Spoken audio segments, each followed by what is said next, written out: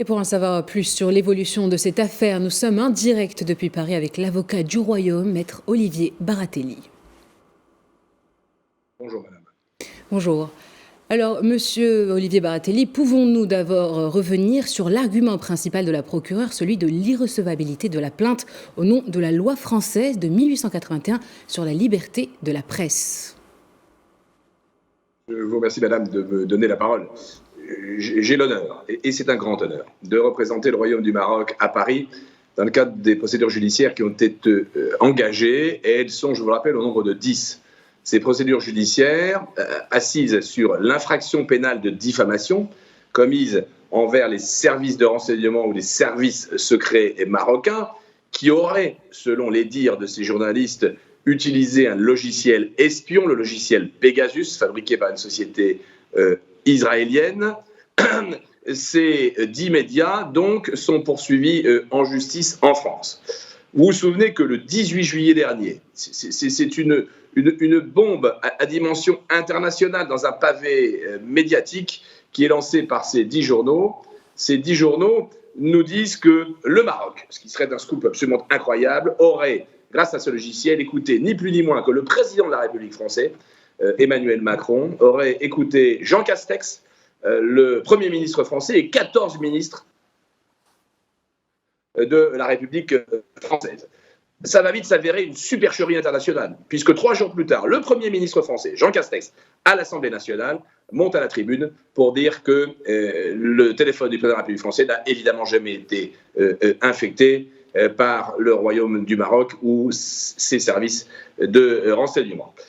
Le Royaume du Maroc me demande donc d'engager pour le compte et au nom de son administration, pour le compte et au nom de ses services secrets, ses procédures judiciaires en France. Les médias ont normalement un délai de 10 jours pour nous amener des preuves, des documents, des témoignages qui viendraient étayer cette folle rumeur du logiciel espion, et rien n'est apporté. Nous sommes 6 mois plus tard, la baudruche est complètement retombée, le soufflet s'est écroulé, les accusations des journaux français sont réduites à néant.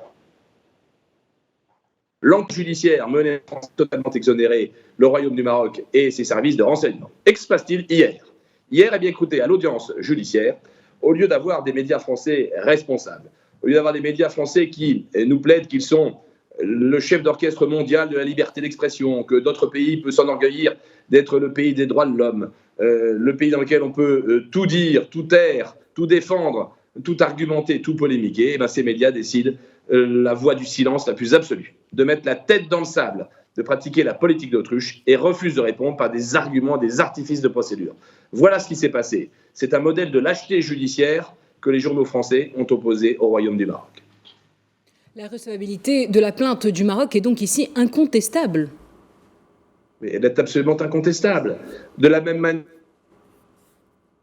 que l'État français peut agir pour défendre son administration, l'un de ses fonctionnaires, l'un de ses services qui serait mis en cause en termes de diffamation, un État étranger, que ce soit le Royaume du Maroc ou tout autre État étranger, a bien sûr le droit le plus absolu de venir en France pour se plaindre d'une diffamation envers ses services ou ses administrations.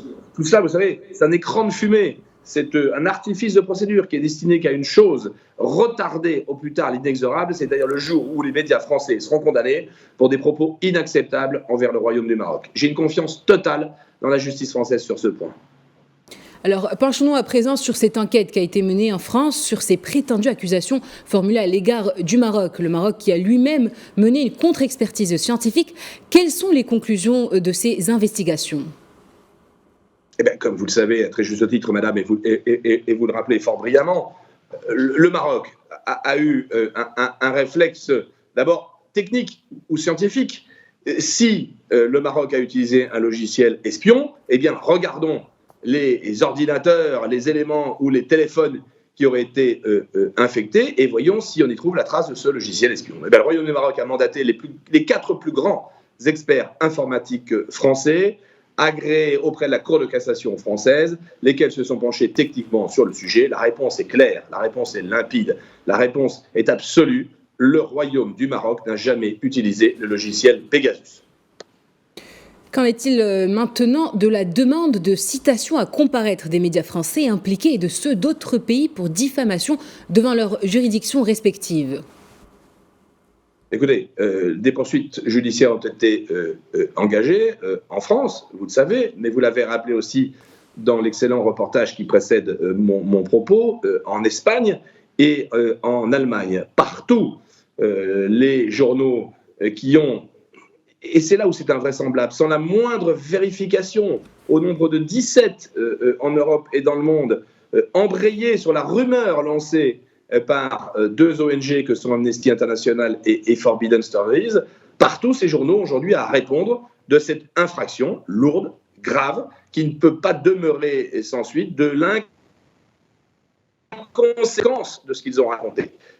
Imaginez-vous la dangerosité sur les relations diplomatiques entre nos deux pays qui sont ennemis. Ces médias, sans même avoir pris attache auprès du Royaume du Maroc, après avoir pris attache auprès de moi, avoir essayé de se renseigner, ont lancé cette folle rumeur que votre pays aurait pu écouter le président de la République français. C'est inconséquent, c'est d'une dangerosité absolue d'affirmer des choses pareilles. Ça pourrait être des causes de rupture diplomatique. Et donc ces médias aujourd'hui, partout où les plaintes ont été déposées, Dieu merci, se retrouvent devant des tribunaux. Et comme généralement, ces gens ne sont pas très courageux, très prompts à lancer des rumeurs, mais très réticents à s'en expliquer, ils utilisent des écrans de fumée, une hypocrisie absolue pour tenter d'abord, par des artifices de procédure, de dire que les procédures ne seraient pas recevables. Je trouve que c'est d'une inanité absolue. Quand on porte de telles accusations, on les assume. On les assume haut et fort. Et on ne se cache pas derrière son petit doigt. Et on vient essayer de tenter de dire « oui, ce que j'ai dit était vrai ». Malheureusement, l'enquête judiciaire française a montré que c'était faux. Maître Baratelli, comme nous l'avons évoqué depuis le début de cet entretien, vous défendez le Maroc dans cette affaire. Que réclame le Royaume face à ces accusations graves ? Le Royaume réclame que l'honneur, et c'est un mot important, que la considération, et c'est un mot important, de ces services injustement salis, injustement mis en cause, soit réparée. Le Royaume du Maroc demande donc une condamnation ferme, intransigeante de la justice française. Pas une affaire d'argent, il faut bien se comprendre. C'est une affaire qui, sur un plan pécuniaire, relève d'un euro symbolique. C'est une affaire de principe. On demande une sanction pénale parce qu'on ne peut pas admettre de tels comportements irresponsables de la part de journalistes qui publient des informations sans rien vérifier. Et nous demandons également une réparation médiatique, car le mal a été fait, le blasphème a été lancé. Calomnier, disait l'autre, il en restera toujours quelque chose. C'est ça, ce mal insidieux qui a été lancé par ces journaux. C'est que dans l'esprit aujourd'hui, il existe un doute selon lequel le Maroc aurait pu utiliser Pegasus, parce qu'on l'a entendu et répété. Et donc ce que je demande aujourd'hui, c'est que cette rumeur cesse et qu'on ait une affirmation claire par la justice française qu'il s'agissait d'un mensonge international. Enfin, quelles sont les prochaines étapes à suivre dans cette affaire, Maître Baratelli ? La prochaine étape est très proche. Elle est le 25 mars prochain. Le 25 mars prochain, le jugement sur l'irrecevabilité prétendue des procédures marocaines sera rendu, sera bien sûr balayé, et le tribunal fixera un calendrier au cours duquel les responsabilités des différents journaux seront examinées. Devront alors venir à la barre pour s'en expliquer Monsieur Edwy Plenel, le rédacteur en chef de Mediapart, le directeur de la publication du Monde, mais aussi les responsables des grandes radios françaises que sont France Culture, France Inter, RFI, le Journal de l'Humanité, tous ces médias qui ont tordu le cou à la vérité. Eh bien, Maître Baratelli, je vous remercie pour ces clarifications. Je rappelle que vous êtes l'avocat du Royaume dans cette affaire et que vous étiez avec nous en direct depuis Paris. Je vous en prie, madame, c'est moi qui vous remercie de m'avoir invité.